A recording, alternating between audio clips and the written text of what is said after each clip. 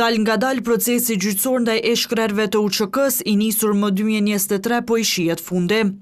Qindra dëshmitar të prokurorisë e 10 të ekipeve mbrojtëse u dëgjua në gjykatore në Hagë në dhomat e specializuara për Kosovën në gjykimin ndaj Hashim Thaçit, Kadri Veselit, Jakub Krasniqit e Recep Selimit.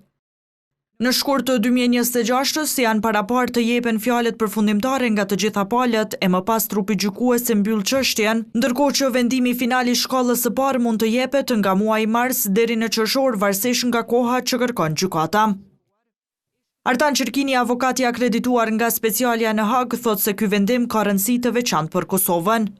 Po vendimi është jashtëzakonisht i rëndësishëm në shumë dimensione, në dimensionin historik, politik, juridik, kështu me radhë. Natyrisht mbrojtja dhe gjithë të tjerët presin një verdikt pafajësie. Ju besoj e keni pa se pas përfundimit të rastit të prokurorisë, mbrojtja ka sjellë dëshmitarët e saj përmes të cilëve i ka rrëzuar të gjitha ato pretendimet faktike të prokurorisë dhe mendoj se dëshmitarët ishin shumë kredibil edhe për shkak të posteve që i kanë mbajtur. Teksa Qerkini thot se dëshmitarët e propozuar nga mbrojtja e Thaçit ishin të paktën në numër, por më cilësor nga përmbajtja, edhe monitoruesit e kësaj gjykate thonë se do të kenë rol të rëndësishëm në fund.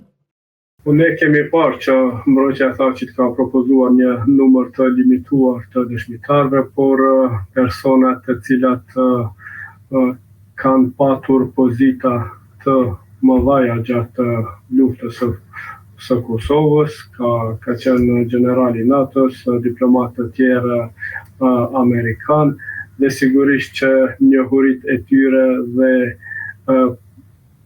dëshmia e tyre lidhur me strukturën organizative të UÇK-s, lidhur me rolin e Hashim Thaçit gjatë kohës së luftës, do të ketë një peshë të caktuar në vlerësimin e provave në përfundim të shqyrtimit kryesor. Në organizatën e veteranëve të UÇK-s shpresojnë se katërshja që është në paraburgim në Hagë tash e 5 vite, në pranverën e 2026-s do të jenë në Kosovë të lirë.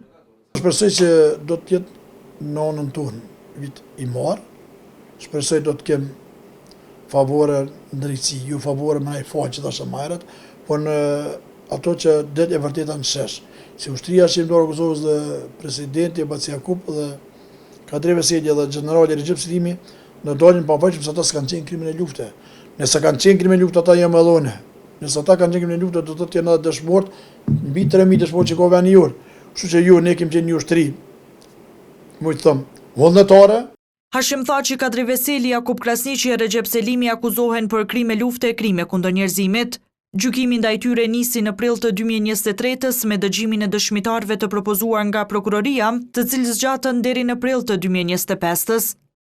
Më pas u hap rruga për të dëgjuar dëshmitarët e propozuar nga ekipet mbrojtëse, e që mbrojtja e Hashim Thaçit arriti të sjellë në gjykat personalitete të rëndësishme, përfshirë generalin e NATO-s Wesley Clark e ish ndihmës sekretarin amerikan të shtetit James Rubin.